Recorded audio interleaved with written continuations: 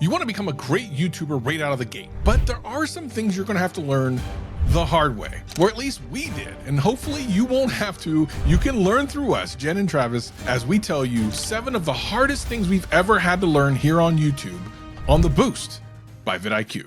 Jen, this is one of the things that I think I've been looking forward to most because we can really be vulnerable here and talk about the mistakes we made and how we had to learn them. I know I've had some. Wait, I'm still making them, so... How dare you? I'm still compiling this list. There's going to be plenty more truths. I'm going to tell you something right now. One of the ones that I see, I think every single person has gone through are audio issues with like their videos. This happens to everyone. You learn this the hard way because, for example, and this has happened to me before, I'd love to hear if it happened to you. You hit record, you talk for like an hour and you're just hitting everything you wanted to say. You stop record, you go back and check it and there's no audio. There's literally... It really is crushing because there's like nothing you can do at that point. Other things can go wrong and maybe you can salvage them. Maybe you have some you can make a voiceover to, but when you realize that moment, especially in a situation that you're not in anymore, I'm infamous for plugging the mic into the other jack. Like not the mic jack, the one that's under it. I just like plug it in, it fits, and I'm like, let's rock and roll. No. You have to learn that the hard way to check where you're plugging it in. You bet I check that like obsessively now. Yeah, and the thing is, like, this literally happens to every single creator I've ever talked to. It happened to me a couple times as well. And the thing that makes it so hard is not only do you have to re-record it, you're absolutely convinced it's not going to be as good as the first time. You convince yourself that it will never be as good. But I'll tell you something, Jen. Almost every single time I've secondly recorded something, it's been better the second time through. I agree. This is actually something I tell creators that are newer to the platform or just new to maybe sit down talking videos or even just for their scripted hooks. I'm like, record it, say it once, say it directly after that. Don't turn the camera off. Just say it the second time. You're going to sound way more normal and you're going to like it a lot better. And it's kind of true if you have to re-record something as well. We've learned this enough times that Jen and I literally will do a test recording of this show before we hit record. That is not a lie. That literally happens every time because you just never know if everything's being recorded well. And trust me when I tell you, just do it every time you're going to record something. You'll thank me later. No. Just tell the truth, Travis. It's because I don't plug in my mic. I'm the problem. We have to test for me.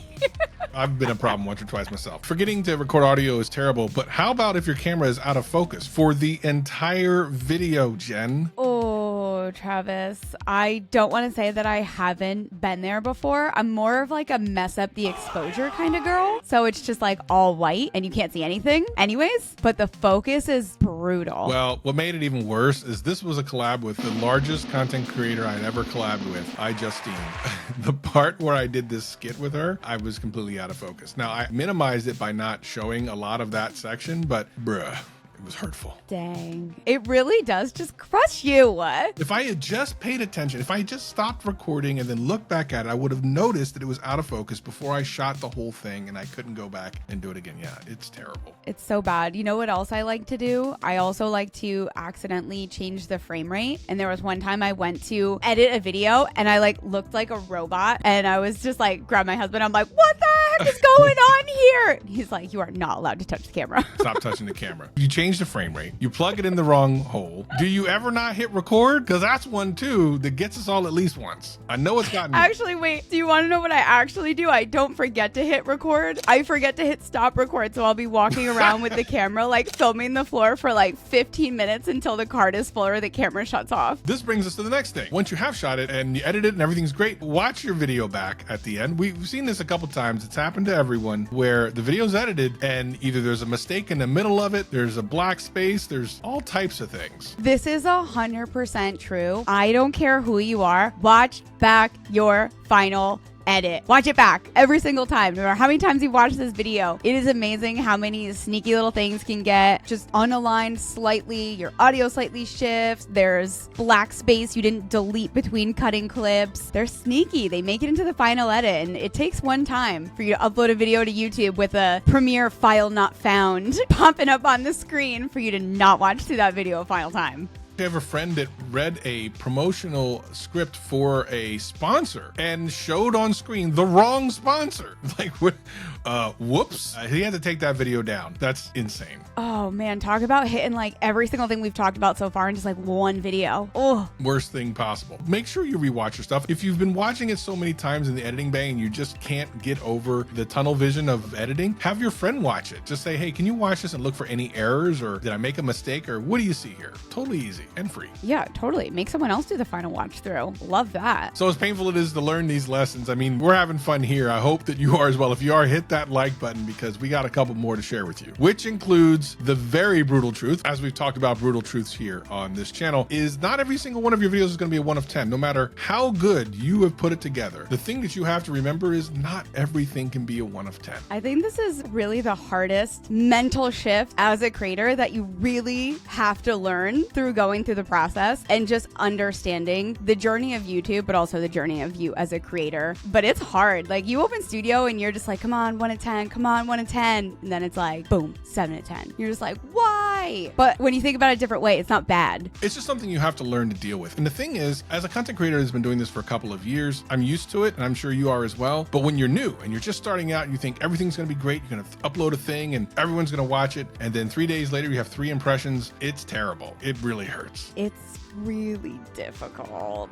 One of the other things I had to learn the hard way was that the best way to create content is to have an idea of what your title and thumbnail are going to be before you shoot the video. Jen, have you been doing that? It takes a long time for people to really see the benefit of doing this first. And I think it's definitely a learned journey. It's 100% true. Doesn't mean you're going to do it every time. Probably not, because for whatever reason, a lot of the times, like, you just throw it together at the end. I mean, I'm guilty of it. The thing is, it's the first thing that the viewer will see of your video. So no matter how amazing your video is, if your title and thumbnail aren't awesome, they'll never get to see any of that awesomeness. So it really behooves you to spend some time in advance before you hit record to have at least an idea of what the thumbnail and title will be, so that when you start creating the content, you can wrap your content around that title and thumbnail, which will give great viewer satisfaction. And we know the algorithm loves viewer satisfaction. I think for me, a big turning point in this one is when, I thought you had to have the thumbnail like done. Well, I'm like, well, I can't do that because I haven't taken the thumbnail yet. Like, I didn't go or do whatever I'm going to do. So that's impossible. The second that you realize it's the ideation process and setting yourself up for all of that making sense, like you said, I think that's a turning point. And I think when you get that video win from doing it that way is when it really kind of just cements it in for you, where you're like, oh wait, that actually worked really well. It's doing significantly better than other videos.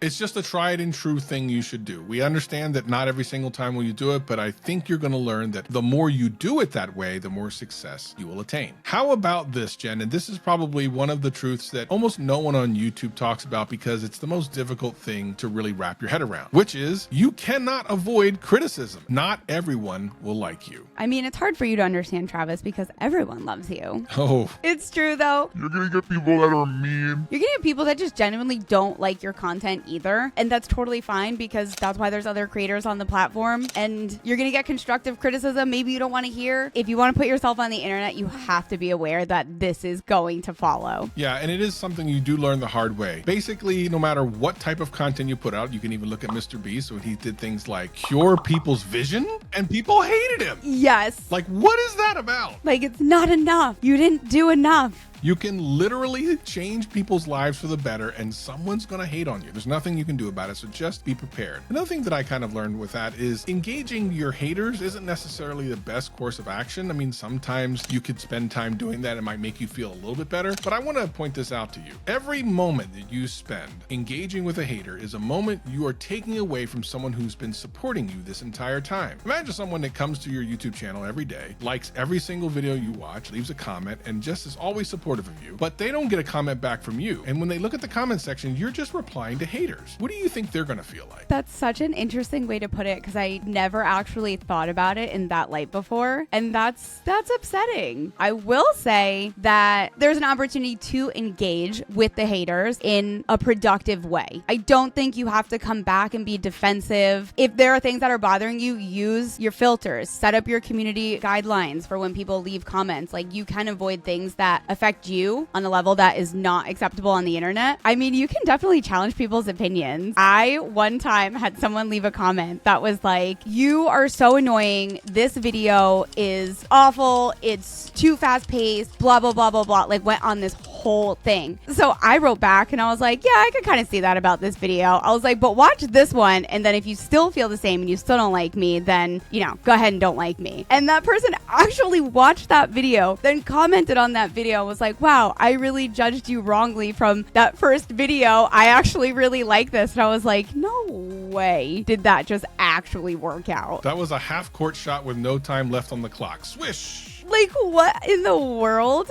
So engage with people. You don't know how they're writing the comment. Maybe it came from a good place and it came off wrong. Could be. We've also seen people that will engage in like negative behavior, but only just want to talk to you. I've had this happen a lot of times where I'll say something like, oh, I just wanted you to comment back to me. I don't actually feel this way. So interesting. And finally, there's nothing you can do about this. This is 100% guarantee. It's one of the only guarantees on YouTube. You will lose subscribers. There's no way around it. This happens for a lot of different reasons. Sometimes you might do a live stream and people come just for your short form content. Sometimes people have come to your channel for a while and are done with your content and just forgot to subscribe for a while, and one of your videos popped up and like, oh yeah, don't need this anymore. Or it could just be that their account got closed. It might not have anything to do with your content at all, but without a doubt, 100% certain, you will lose subscribers. Yep. Just tell yourself it's YouTube cleaning up. That's how you can justify it. They're cleaning up all the bots and dead accounts and, well, they're taking some from you. It's not a bad thing. It's part of the YouTube journey, and it's not something you need to fret over. So just be ready for the first time you lose a subscriber. And if you have lost a subscriber before, tell us in the comments below. How did you feel the first time you saw a subscriber leave your channel? It feels like such a personal attack. It's awful.